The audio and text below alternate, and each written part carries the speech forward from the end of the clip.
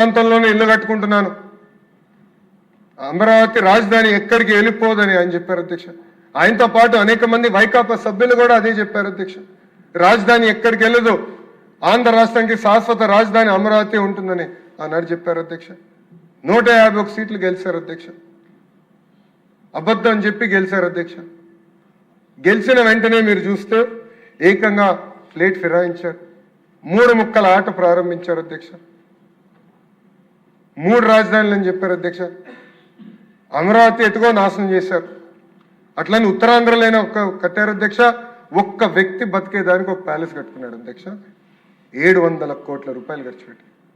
అంతేగాని ఒక్క అభివృద్ధి కార్యక్రమం చేయాలి, ఒక్క పరిశ్రమ తీసుకురాలేదు అధ్యక్ష.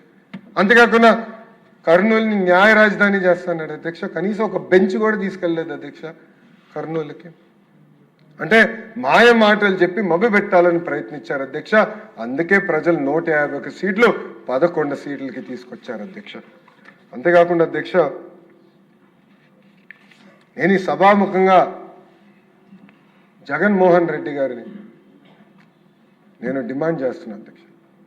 అమరావతి రైతులకి, ఆంధ్ర రాష్ట్ర ప్రజలకి అబద్ధం చెప్పినందుకు క్షమాపణ చెప్పాల్సిన అవసరం ఆయన పైన ఉంది అధ్యక్ష. అధ్యక్ష, మీరు చూస్తే ఈ 3 ముక్కలాట అనౌన్స్మెంట్ అయిన తర్వాత అమరావతి రైతులు పెద్ద ఎత్తున ఉద్యమించారు అధ్యక్ష.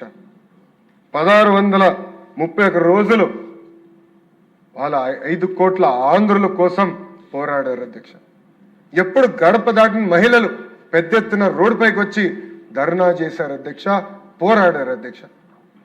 అధ్యక్ష, ఈరోజు గౌరవ సభ్యులు సెషన్ స్టార్ట్ అయ్యే ముందర వస్తే మేము అందరం మాడుకుంటున్నాం అధ్యక్ష. గతంలో నేను ఎమ్మెల్సీగా ఉండేవాడిని అధ్యక్ష. హౌస్కి వస్తే భయపడాలి, ఎక్కడికి వెళ్తున్నారా అని.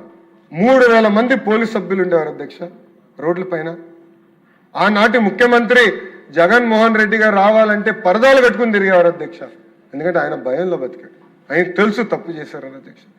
అధ్యక్ష, ఆనాడు మహిళలు పెద్ద ఎత్తున పోరాడితే చూడండి అధ్యక్ష, మహిళల్ని పోలీస్ బూట్ కాలుతో తన్నారు అధ్యక్ష. ఏకంగా అధ్యక్ష మహిళలు జుట్టు పట్టుకుని లాగారు అధ్యక్ష. వాళ్ళు అడిగింది ఏంటి? మాకు న్యాయం చేయండి, ఆనాడు ప్రభుత్వం మాకు హామీ ఇచ్చింది, ఆ హామీకి మీరు కట్టుబడి ఉండాలని అడిగినందుకు జుట్టు పట్టుకుని లాగారు అధ్యక్ష. అంతేకాదు అధ్యక్ష, భూమి ఇచ్చిన దళిత రైతులకి సంఖ్యలేసి కోర్టుకి తీసుకెళ్లారు అధ్యక్ష.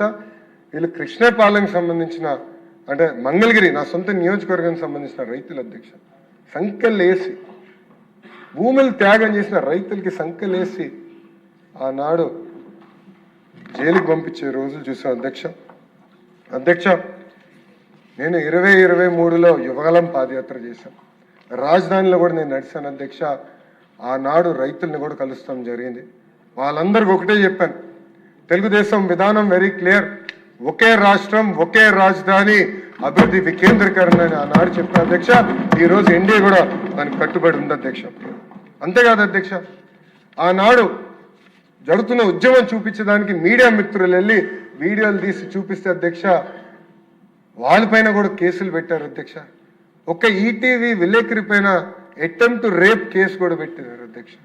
అంటే ఎవరిని వదిలిపెట్టలేదు, రైతులపైన కేసులు పెట్టారు, ప్రతిపక్షంలో పోరాడుతున్న ప్రజాప్రతినిధుల పైన కేసు పెట్టారు, ఇంకా మీడియా మిత్రుల పైన కూడా ఆనాడు కేసులు పెట్టి ఎట్టి పరిస్థితి గొంతు నొక్కాలని ప్రయత్నించారు అధ్యక్ష. కానీ ఉద్యమం మటుకు ఆగలేదు అధ్యక్ష, అందరూ పోరాడారు అధ్యక్ష.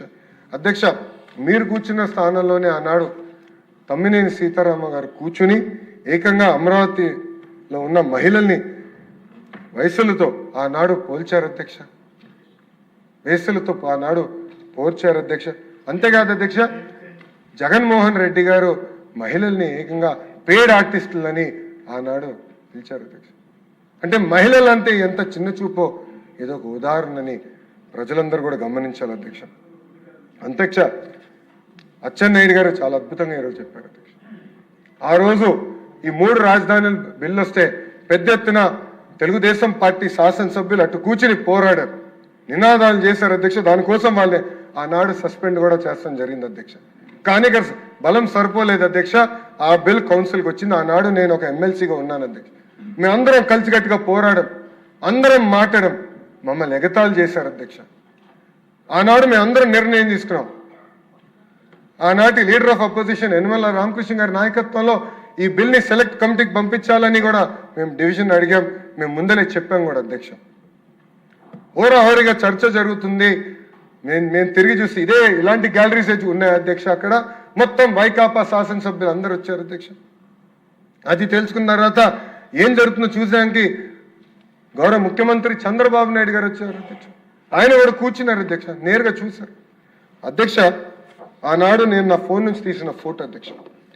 ఇక్కడ గౌరవ ముఖ్యమంత్రి గారు కూర్చుంటే అధ్యక్ష చుట్టూ ముట్టారు అధ్యక్ష వైకాపా నాయకులు, మంత్రులు అధ్యక్ష. అనేక మాటలు అన్నారు అధ్యక్ష, అన్నరాని మాటలు మాట్లాడారు అధ్యక్ష. వాళ్ళకి అండగా నిలబడ్డారు అధ్యక్ష. ఆనాడు ఒక గోడగా నిలబడింది ఆ రోజు మా శాసన సభ్యురాలు భవానీ గారు కానీ, అనగాని సత్యప్రసాద్ గారు కానివ్వండి, స్వామి గారు కానివ్వండి, గుట్టిపాటి రవి గారు కానివ్వండి, మా సాంబశివరావు గారు కానివ్వండి, గోడలాగా నిలబడ్డారు. ఎవరు రానిలేదు అధ్యక్ష. లేంటే ఆనాడు గౌరవ ముఖ్యమంత్రి చంద్రబాబు నాయుడు గారి పైన కూడా దాడి చేయాలన్న ప్రయత్నం ఆనాడు జరిగింది అధ్యక్ష. అధ్యక్ష ఇది పర్సనల్ కాదు అధ్యక్ష, ఇది 5 కోట్ల ఆంధ్ర రాష్ట్రానికి సంబంధించిన విషయం. వాళ్ళ కోసం పోరాడదానికి ఉన్నాం, ఏదైతే రైట్ దానికోసం నిలబడదానికి ఉన్నాం అధ్యక్ష. అధ్యక్ష ఆనాడు మేము అందరం మాట్లాడి సెలెక్ట్ కమిటీ మెజారిటీ సభ్యులు సెలెక్ట్ కమిటీకి పంపించమంటే ఆనాడు షరీఫ్ గారి నుంచి నేను సెలెక్ట్ కమిటీకి పంపిస్తున్నానని చెప్పినందుకు ఇలాంటి టేబుల్స్ పైన ఆనాటి మంత్రులు నుంచినారు అధ్యక్ష. ఒక్క మంత్రి ఏకంగా లోపలికి వెళ్ళి ఆయన పైన చేయి కూడా వేసుకుంటాం జరిగింది అధ్యక్ష. ఏం తప్పు చేశారు అధ్యక్ష షరీఫ్ గారు? మెజారిటీ సభ్యులు కోరిందని ఆయన నిలబడ్డారు, అదైపోయింది. దాని తర్వాత ఏకంగా అధ్యక్ష చైర్మన్ గారి సంతకం లేకుండా గవర్నర్ గారి అసెంట్ కోసం బిల్ పంపించారు అధ్యక్ష. అంటే పార్లమెంట్ ప్రాక్టీసెస్ ని ఎలా వీళ్ళు పక్కన దారి మళ్లించారనే దానికి ఇది ఒక ఉదాహరణ అధ్యక్ష.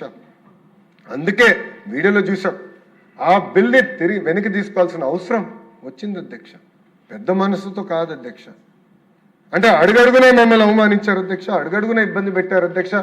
అయినా పర్వాలేదు, 5 కోట్ల ఆంధ్రుల కోసం నిలబడతామని ఆనాడు చంద్రబాబు నాయుడు గారు మాకు చెప్పిన విధంగా మేమందరం కలిసికట్టుగా పోరాడాం అధ్యక్ష. అదిగా అంతేకాకుండా అధ్యక్ష మన మధ్య చిచ్చు పెట్టడానికి ప్రయత్నించారు అధ్యక్ష. మీరు ఉత్తరాంధ్ర నుంచి వచ్చిన శాసనసభ్యులు మీరు విశాఖపట్నానికి వ్యతిరేకంగా మాట్లాడతారంటే ఆనాడు మా శాసనసభ్యులు అందరూ ఉన్నారు అధ్యక్ష. గన్నబాబు గారు కానివ్వండి, అటు పక్కన గంటా శ్రీనివాస్ గారు కానివ్వండి, వెలుగుపూడి రామకృష్ణ బాబు గారు కానివ్వండి, అందరూ నాకు బాగా గుర్తు టీడీఎల్పీ మీటింగ్ల నుంచి ఒకటే చెప్పారు, ఆనాడు ఒకే రాష్ట్రం ఒకే రాజధాని జై అమరావతి నినాదంతో వెళ్ళాం సార్, దానికి మనందరం కట్టుబడి ఉందాం, మీ నాయకత్వంలో విశాఖపట్నం అభివృద్ధి చెందుతుందని వాళ్ళందరూ చెప్తాం జరిగింది అధ్యక్ష. 5 సంవత్సరాలు కలిసికట్టుగా పోరాడాం. అందుకే ఎవ్వరు ఊహించిన విధంగా 164 స్థానాల్లో తిరిగి మళ్ళీ ఎన్డీఏ గెలిచి ఈరోజు మనం వచ్చాం అధ్యక్ష. అధ్యక్ష మనందరం we are all merely custodians of these institutions అధ్యక్ష. మనందరం ఎవరం కానీ భూమిపైన శాశ్వతం కాదు అధ్యక్ష, కానీ వ్యవస్థలు శాశ్వత అధ్యక్ష. అధ్యక్ష ఒక్కసారి హైదరాబాద్ అభివృద్ధి చూద్దాం అధ్యక్ష. గౌరవ ముఖ్యమంత్రి చంద్రబాబు నాయుడు గారి తర్వాత వచ్చిన రోసయ్య గారు కానివ్వండి, కిరణ్ కుమార్ రెడ్డి గారు కానివ్వండి, రాజశేఖర్ రెడ్డి గారు కానివ్వండి, కేసీఆర్ గారు కానివ్వండి, ఇప్పుడు రేవంత్ రెడ్డి గారు కానివ్వండి, అందరూ హైదరాబాద్ని అభివృద్ధి చేసుకుంటూ వెళ్తున్నారు అధ్యక్ష. కానీ ఆంధ్ర రాష్ట్రంలో ఏం జరిగింది అధ్యక్ష? ఒక్క వ్యక్తి వల్ల ఎంత విధ్వంసం జరిగింది అధ్యక్ష. 5 సంవత్సరాలు కాదే 30 సంవత్సరాలు మనం వెనక్కి వెళ్ళాం అధ్యక్ష.